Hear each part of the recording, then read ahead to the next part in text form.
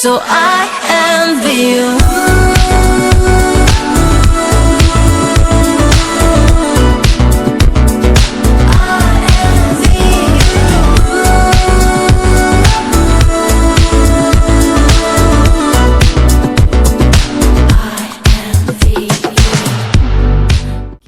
Nah, tujuan praktikum kita kali ini yang pertama, membuat sabun batangan rumahan sebagai penerapan koloid dalam kehidupan sehari-hari.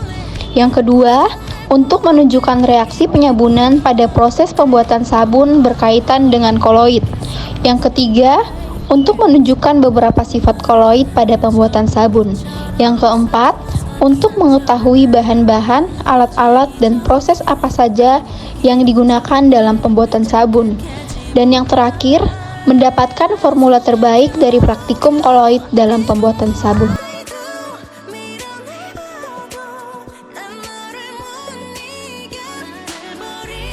Nah, berikut adalah manfaat praktikum. Manfaat praktikum yang pertama adalah dapat menghasilkan sabun batangan rumahan sebagai penerapan koloid dalam kehidupan sehari-hari dengan berbagai manfaat. Yang kedua, dapat mengetahui reaksi penyabunan pada proses pembuatan sabun berkaitan dengan koloid. Yang ketiga, dapat mengetahui beberapa sifat koloid pada pembuatan sabun. Yang keempat, dapat mengetahui bahan-bahan, alat-alat, serta proses apa saja yang dilakukan pada saat pembuatan sabun. Nah, yang terakhir, mendapatkan formula terbaik dari praktikum koloid dalam pembuatan sabun.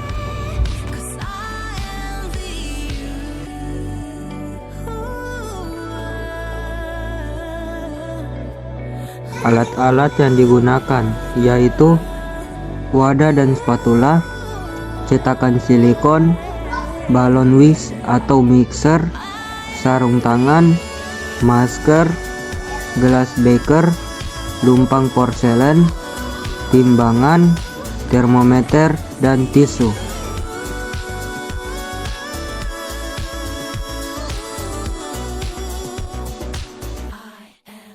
Nah, bahan-bahan praktikum berikut ini. Yang pertama 500 gram minyak kelapa, yang kedua 250 gram minyak canola, yang ketiga 250 gram minyak zaitun, yang keempat 150 gram soda api, yang kelima 375 ml air demineral, yang keenam bubuk kopi, yang ketujuh oat-moel, yang kedelapan essential oil.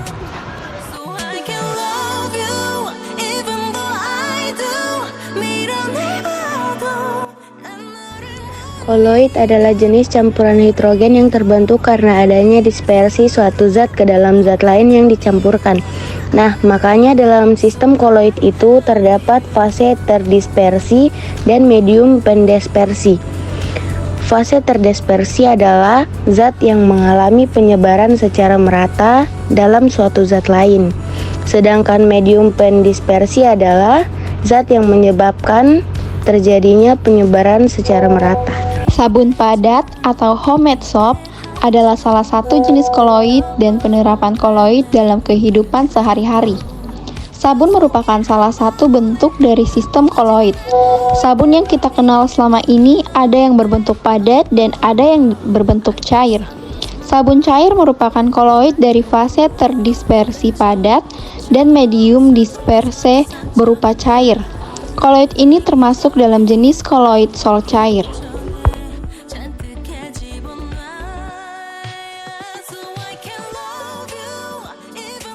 Oke, dalam proses pembuatan sabun, pastinya langkah awal yang harus kita persiapkan adalah bahan-bahan dan kemudian alat-alat yang akan kita gunakan dalam proses pembuatan sabun.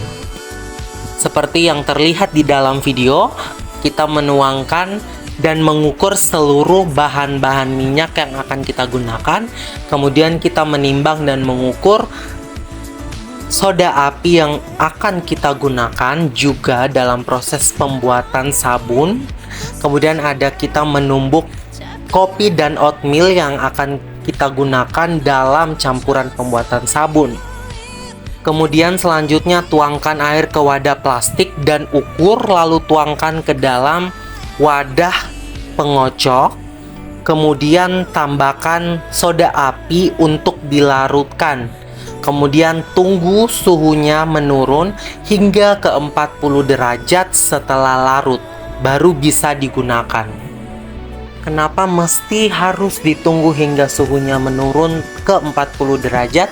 Dikarenakan ketika soda api bercampur dengan air, maka akan terjadi reaksi eksoterm, yaitu melepaskan kalor, sehingga suhu akan naik dan menjadi panas. Dan ketika cairan soda api dipakai panas, maka sabun yang akan kita buat akan lebih cepat mengental, sehingga akan sulit untuk dibuat, dikocok, dan kemudian ditata rapi dan disusun. Kemudian setelah suhu dari soda api menurun, pindahkan ke wadah dan selanjutnya tuangkan seluruh bahan-bahan minyak-minyakan seperti minyak canola, minyak kelapa, dan minyak zaitun. Kemudian mixer dan aduk hingga tercampur merata. Sembari menunggu bahan-bahan tersebut tercampur dengan merata dan hingga kita mendapatkan tekstur yang baik, sambil kita mengukur-ngukur terus-menerus cairan soda api yang tadi sudah kita pisahkan hingga menurun suhunya sekitar 40 derajat baru bisa digunakan. Selanjutnya persiapkan bahan-bahan campuran seperti kopi dan oatmeal yang sudah kita tumbuk dan haluskan tadi sebagai bahan campurannya. Kemudian setelah kita mengukur dan suhu soda api sudah menurun sekitar 40 derajat, sudah bisa digunakan, maka campurkanlah soda api tersebut ke dalam adonan sabun yang sudah kita mixer dari tadi.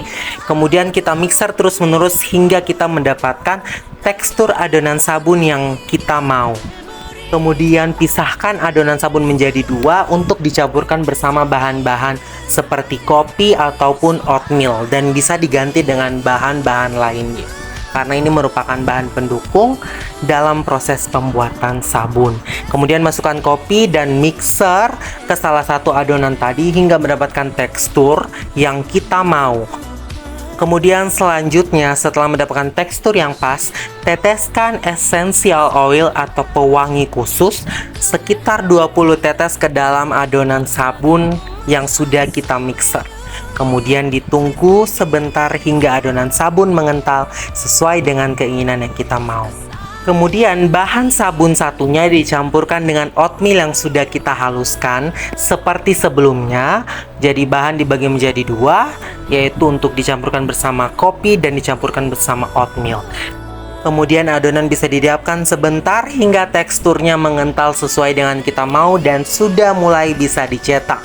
Selanjutnya masukkan adonan-adonan tersebut ke dalam cetakan dan cetak sesuai dengan selera Anda. Di sini kami menuangkan sabun untuk dicetak dengan teknik layering. Jadi adonan-adonan sabun tersebut dituang ke dalam cetakan berlayar-layar bergantian untuk mendapatkan motif yang bagus. Tapi bisa disesuaikan dengan selera masing-masing, mau mencetak dan menghias seperti apa. Kemudian kami menghias atasan sabun dengan bubuk oatmeal. Beginilah hasil sabun kami. So I envy you.